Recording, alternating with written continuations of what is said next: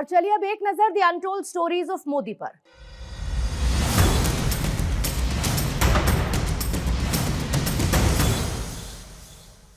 जब मैंने 2015 में अपना पहला ग्रामी पुरस्कार जीता था तो प्रधानमंत्री बनने के एक साल बाद ही उस अंतर्राष्ट्रीय मंच पर जहां दुनिया भर के 1 अरब से अधिक लोग ग्रामी पुरस्कार देख रहे थे, मैंने अपने भाषण के दौरान पीएम मोदी को धन्यवाद दिया और कहा कि वो भारत के लिए अद्भुत काम कर रहे हैं।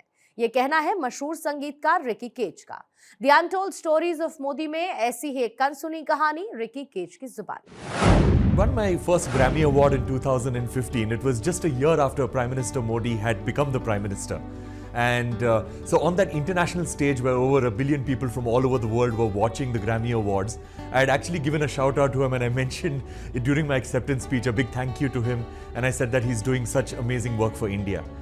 And then after that, of course, I really wanted to meet him, and I was really delighted that I got a call from his office, and I got to actually meet the Honorable Prime Minister.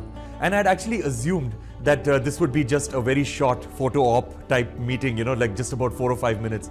But it actually went on to becoming an hour-long discussion. So it was a great experience, and of course, he inspired me during that meeting to ensure that every piece of music that I make is about what I'm passionate about, which is the environment and positive social impact.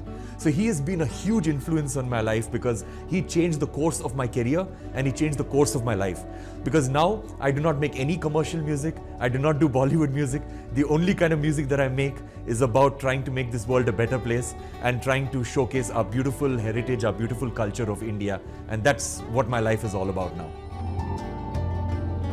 He realized that my passion is the environment, and of course, I realized that his huge passion is the environment and nature and protecting and conserving all species. So he had mentioned to me that the Honorable Prime Minister had mentioned to me that he's going to be going to the COP21, that is the Paris Climate Change conference later that year.